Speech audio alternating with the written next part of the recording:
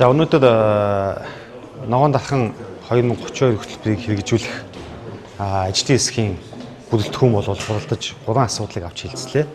За нэгдүгээр асуудал нь бол ногоон дархан 2032 хөтөлбөрийн 5-2-3 дугаар заалтын хэрэгжилтийн дагуу зохион байгуулсан ажлын талаарх мэдээллийг дархан хот тогтчлолт үйлчлэгээний газраас танилцуулсан. За мөн одоо энэ ногоон дархан хөтөлбөрийн 5-2-3 дугаар заалтын дагуу 2026 онд хийх ажлын төлөвлөгөөг одоо баталж худалдаа авах ажиллагаанд шилжүүлэхээр дэмжлээ. За гурав дахь нь бол энэ ногоон дархан 2032 хөтөлбөрийн хүрээнд 2025 онд хийсэн ажлын танилцуулгыг байгаль орчны газраас танилцууллаа. За үндсэндээ зүгээр ингээд ерөнхий байдлаар базаад хэлэх юм бол манай ногоон дархан 2032 хөтөлбөр бол 3 бүлэг 16 заалттай байдаг. За нэгдүгээр зорилт нь нэгдүгээр бүлэг буюу нэгдүгээр зорилт нь за өмнө нь бий болсон энэ ногоон байгууламжуудыг асчилж хамгаалах чиглэлийн ажлууд тусгагдсан байдаг. За хоёр дахь заалт нь шинээр ногоон байгууламж болон ойжуулалтын ажлуудыг шинээр хийж ногоон төгөл цэцэрлэг төрөлнгүүдийг байгуулах ажлууд тусгагдсан. За гурав дахь зорилт нь энэ ногоон дархан хөтөлбөрийг олон нийтэд сустчлах, олон нийтийг дэмжиж урамшуулах гэсэн ийм зохицуулалтын ажлуудыг тусгасан байж байгаа. За өнгөрсөн жилийн хувьд ногоон дархан хөтөлбөрийн хүрээнд яг энэ 25 оны хувьд хийгдсэн томоохон ажлууд гэх юм бол бид бүхэн оюутлогоо компанийн хөрөнгө оруулалтаар хонгос сумын нутаг дэвсгэртэй томоохон ойжуулалтын ажлыг хийсэн. За мөн ингээд Давхар аймагт үйл ажиллагаа олборлох чиглэлээр үйл ажиллагаа явуулдаг аж ахуйн нэгж байгууллагуудтайгаа хамтарч цуцгийн голын алсан овогт хэлэх ажил зохион байгуулагдаад явж байгаа.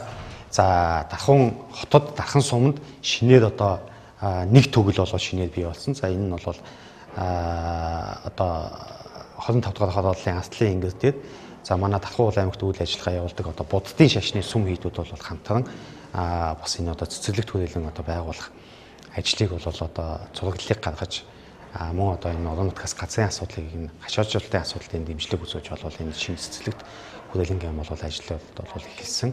За ингээд ногоон дархан хөтөлбөрөөр хэрэгжиж эхэлснээс хойш манай Давхар аймагт нийтдээ сая 950 мянган орчим энэ модыг таньж ургуулсан байж байгаа. За үүний сая 33 мянга 200 ширхэг модыг зөвхөн энэ 2025 онд тарьж ургуулсан гэсэн тоо мэдээтэй байж байгаа. Мэдээж энэ ногоон дархан хөтөлбөрийг хэрэгжүүлэх ажил маань төр олон нийт иргэд энэ хувийн эвшил гэсэн энэ олон байгууллагуудын энэ ойлголцол хөрөнгө оруулалт хамтын ажиллагааны үр дүнд бас хийгдэж явж байгаа гэдэг дуусч хэлэх зүйтэй байна. За 26 онд төлөвлөж байгаа ажлуудын хувьд байгаль орчныг хамгаалах нөхөн сэргээх арга хэмжээний зардал дээр бараат хогийн цэгийн хамгаалтын ойн зуус байгуулах ажил төлөвлөгдсөн.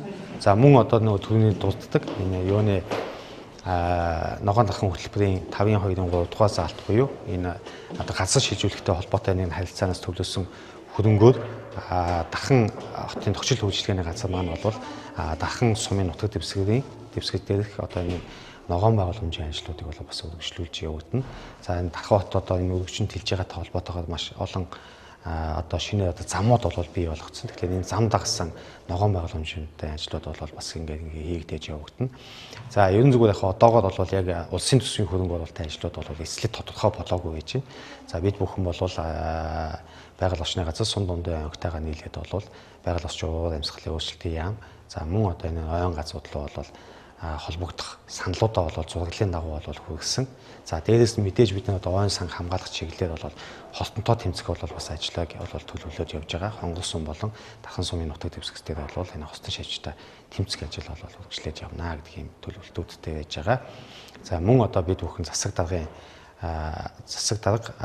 энэ Велф компани буюу гадны хөрөнгө оруулагчтай байгуулсан гэрээний дагуу мөн энэ хонгос сумын нутаг дэвсгэр дээр нэг 50 га дээр ойжуулалтын ажил, татмын ойжуулалтын ажлууд бас хийгднэ гэсэн үлээлттэй байж байгаа.